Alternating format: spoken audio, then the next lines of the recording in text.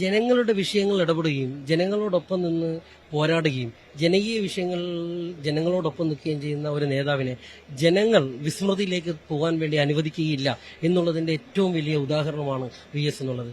ഇപ്പോൾ നാളെ V S എന്നുള്ളത് അല്ലെങ്കിൽ ഇന്നലെ വി എസ് എന്തെന്നുള്ളതല്ല, വി എസ് എപ്പോഴും നമ്മളോടൊപ്പം തന്നെ സഞ്ചരിക്കുന്ന ഒരു പുസ്തകമായി, നമ്മളോടൊപ്പം സഞ്ചരിക്കുന്ന ഒരു ചരിത്ര പാഠമായി എല്ലാവരുടെയും മനസ്സിൽ നിലനിൽക്കും എന്നുള്ളതിന്റെ ഏറ്റവും വലിയ തെളിവായിട്ട് ഇത് മാറാൻ പോകും. ഒരു കാര്യം കൂടി, കോടിയേരി താങ്കളുടെ അച്ഛൻ പാർട്ടിയുടെ സംസ്ഥാന സെക്രട്ടറി ആയിരുന്നപ്പോഴും അല്ലാതെ പാർട്ടിയുടെ നേതൃത്വത്തിൽ പ്രവർത്തിച്ചിരുന്നപ്പോഴുമെല്ലാം വി എസ് എമ്മായി ഉണ്ടായിരുന്ന ഒരു റാപ്പോ ഉണ്ടായിരുന്നു. അത് കേരള രാഷ്ട്രീയം ഏറെ ചർച്ച ചെയ്താണ്.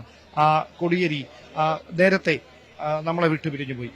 കോടിയേരിയുമായും വി എസ് എമ്മായുള്ള ഒരു അവരുടെ ഇടയടുപ്പം എങ്ങനെയായിരുന്നു നോക്കിക്കാണുന്നത്?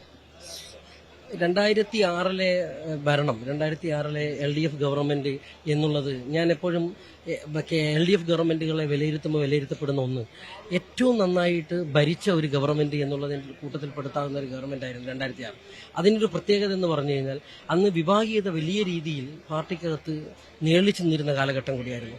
അന്ന് വി എസ് മുഖ്യമന്ത്രിയും കോടിയേരി ആഭ്യന്തരമന്ത്രിയായി നിൽക്കുമ്പോൾ ഇതെങ്ങനെ കൊണ്ടുപോകും, ഇത് എത്തരത്തിലുള്ളൊരു ഭരണമാവും, ഇത് ഭരണമായിട്ട് നന്നായി കൊണ്ടുപോകാൻ പറ്റുമെന്ന് വലിയ ആശങ്ക എല്ലാ ഭാഗത്തുനിന്നും ഉണ്ടായിരുന്നു.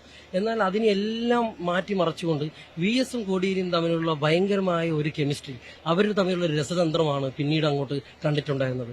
വി എസ് പറയുന്നതിനെ കോടിയേരി അംഗീകരിക്കുകയും അച്ഛൻ പറയുന്നത് വി എസിനെ ഉൾക്കൊള്ളുകയും ചെയ്യുക എന്നുള്ള ഒരു രീതിയിലായിരുന്നു അവർ തമ്മിലുണ്ടായിരുന്ന ഒരു ബന്ധം എന്നുള്ളത്.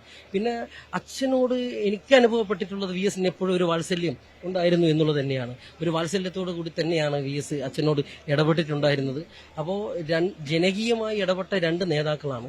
ജനകീയമായിട്ട് വിഷയങ്ങളിൽ ഇടപെട്ടിരുന്ന എല്ലാവരെയും കേൾക്കാൻ തയ്യാറായ രണ്ടുപേരാണ്. അതാണ് അവരെ ഓർക്കുമ്പോൾ എനിക്ക് പെട്ടെന്ന് കേൾക്കുവാൻ തയ്യാറാവുന്ന രണ്ടുപേർ.